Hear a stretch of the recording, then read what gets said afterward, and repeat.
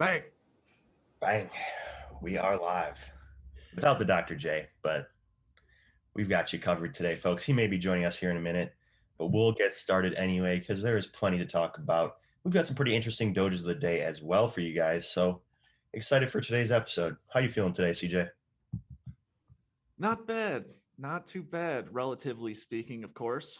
But I like Bitcoin's price action. I like what it was showing us kind of last night. Price is hanging in there from a bullish perspective. The bearish momentum that we've seen crushing the market these past couple weeks is just kind of starting to ease up. We actually went down and tested a prior support level of like 35, 36K, and that held after that recent bullish engulfing candle. So the fact that we actually held that support now instead of it acting as resistance is pretty promising. But still, it's just not a lot of price action. It's just kind of hanging in there. Yeah, CJ, I'd agree with you there. And, we talk a lot about the role of declining volume. It seems like we're getting a bit of declining volume. And yesterday you mentioned the potential for a bounce off that moving average on the daily chart and kind of a retest of, maybe the 32K level. Is that still something you're seeing on the books for perhaps later this week? So you mean like an increase to say 42K, then a further rejection to the lower 30s?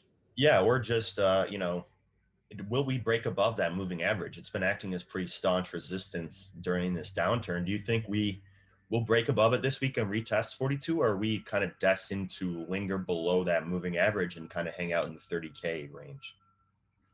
I think we are more likely to potentially at least test the 40s. I think 42K is a weaker resistance level that the bulls could more feasibly break on an upward move. I think 45K is going to be ultimately a critical, I don't know if I want to say stalemate, but it's going to be a turning point for the trend about whether we can get rejected from that level, create potentially a nice macro higher low in the trend, or get rejected from that level and then just completely fall and go back into the lower 30s, like you had mentioned. I think a lot of people would really give up at that point. We really emphasized that situation and trade the chain yesterday. Um, but we'll see.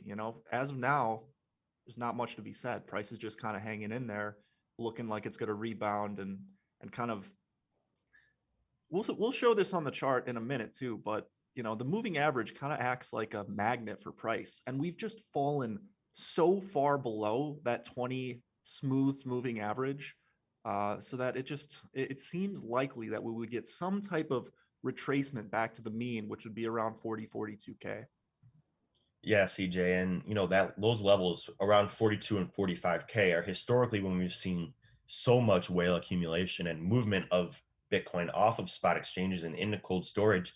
But now it feels like a completely different story because we're kind of coming from, the lower levels into the 42K range. So it's going to be interesting to see if traders are less greedy this time around and, maybe are more reluctant to just hold in a long position and are quicker to take profits during an uptrend. It's going to be interesting to see how the psychology of this market has changed over just the past couple of weeks, but I'm sure that traders are going to be a lot more cautious when entering long trades going forward. But CJ, I want to take a look at the Ethereum chart as well, because we've been talking about, how it had been showing a bit of divergence from the Bitcoin chart, but now to me it's starting to look, almost in a very similar situation to Bitcoin. We got a bullish engulfing candle yesterday, but we're kind of getting rejected by that moving average. Do you think that we're in a similar period of kind of ambiguity for Ethereum as we are for Bitcoin? Yes, very similar in terms of that slight rejection off the moving average. I think the thing that's positive that we can take away from yesterday, like last night specifically, is that we've held support at some specific levels. And, we had a bullish engulfing candle both on Bitcoin and Ethereum. And so we're starting to shift from negative momentum to positive momentum in the overall trend. We kind of back tested levels, found support, kind of went back up and are just not doing a whole lot. So you're right, Monty. We are at a turning point with that moving average. And now is going to be a question to the market. Are buyers willing to step up and push us through that level? If they are, then that's great for the trend. But if they're not, we have some serious reevaluation to do. Not reevaluating to do, but we could be in for some further continued downward price action. Yeah, CJ. And, based on the declining volume levels that we're kind of seeing on the daily charts while we're pressing up against this moving average, to me, it doesn't look that encouraging that we break those levels today. But I'm glad we spent a lot of time talking about moving averages today because my Doge of the day today was essentially based on its location relative to the 20 period SMA on its chart. So I'm going to hop right into my Doge right now, CJ, and I'm going to talk to you guys about Maker, MKR, because look at this one and how it's different than what we were just talking about with Bitcoin and Ethereum. It almost did it did what Bitcoin and Ethereum failed to do yesterday, and that was the bullish engulfing candle got above that 20 period SMA. And that's critical because as you saw with Bitcoin and with Ethereum, you can get staunch resistance at this level. And now, as you can see, it's actually flipped to support. So look for lots of opportunities like this where we're seeing a bit of a discrepancy in the technicals. A lot of assets are pressing up against the bottom side of this 20 period SMA, whereas not a lot of other assets, but some like Maker managed to break through it, and now we're using it as support. So when I see this, for me, it's encouraging that this thing could actually retest the 5K level because it got above that critical support of the 20 period SMA, whereas most assets got rejected at this level. And we talk always about the flippening of support and revert, or support and resistance.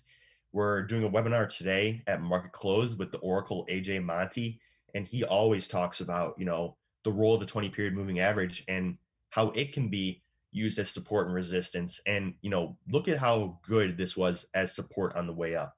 We retested this level several times and it held, and now on the way down it acted as similarly staunch resistance. So it's encouraging to me that we broke above it and we're now kind of consolidating above that level, whereas the rest of the market we're seeing something different. So that is my Doge of the day today, CJ. Maker. It'll be interesting to get AJ's thoughts Yeah. later today as well, because I know he's been bearish on equities, but it'll be interesting to see how that kind of plays into the crypto market. Because I don't know, I feel like it's hard to be bullish crypto and bearish equities, but I suppose we'll see more. My Doge of the day is going to be Luna. This is one that has suffered a tremendous blow throughout the sell-off last week, and I think it's drastically oversold. We fell over 70% in only a span of a week with Luna. Um, Also over 60% with things like Binance Coin. And Luna is a legitimate project. They have multi-billion-dollar backers in the Terra Alliance with, various corporations worldwide. And so to see this thing fall from such a rising star, I think there's probably a good buying opportunity here. A lot of times you get that 20 smooth moving average, which I like to use. It will act as a magnet to price. And we have deviated just so far down from that mean that a reaction rally at this point seems likely. Now, the particular way that you spot the trend or the moments where we're likely to rebound is by using a TD sequential 9 and seeing that TD sequential 9 come up as actually almost a hammer candle, being very bullish at our current point. So Luna's one I'm going to be watching. I think that like Uniswap, what we talked about yesterday in Ethereum, it's kind of at a very similar posture. Um, but I think this is one that could have a tremendous reaction rally, upwards of like 20 or even 30% in just a day or so. But we'll see about that one. I do own a little bit of Luna, just a little. But that's going to be my Doge of the day today. Very nice. Yeah, full disclosure, I do hold Luna as well. I think it has a good fundamental value proposition, but I love your thesis of kind of the smooth moving average acting as a magnet, CJ, because that held true during our uptrend. I mean, we got way ahead of ourselves with Luna, and just look at how it gravitated back towards that moving average. Yeah, this is looks like there's a good opportunity for a nice rebound here from Luna. So I like that pick. But with that being said, I think that's all we got for today. Like we had mentioned earlier, look out for that webinar today, market close. We will be taking on the Oracle himself with some rapid fire technical analysis. And CJ, you said AJ's bearish, and there are bears, and then there's AJ Monty. He's spewing some scary stuff right now. So I'm excited to talk to him. I'm excited to see what he's thinking, and what he's thinking about crypto in general. So join us for that. If you have any questions, you can toss them in the Q&A. We'll toss them over to AJ, have him hit the technicals on all your favorite alts, and just discuss whatever else you guys want. So if you want to get access to that, you can try our crypto trading room for just $1 for the first month at the link right below me, marketrebellion.com/try crypto. We have a pro charting service with these charts you just saw, a community of ever-growing traders that are located around the world, and a 24/7 chat. We publish actionable trade insights with entries, exits, stop losses, as well as daily news articles and much, much more. So if you're serious about trading crypto, this is the place for you, and you can try your first month for just $1. And as always, thank you to Voyager for sponsoring this show. They have the most competitive interest rates in the industry, up to 10% if you hold Voyager and USDC. So go check them out if you're looking to hold crypto. There is no better provider than Voyager. So that's all we got for today, and we'll be back tomorrow. Thank you guys so much for watching, and have a good one.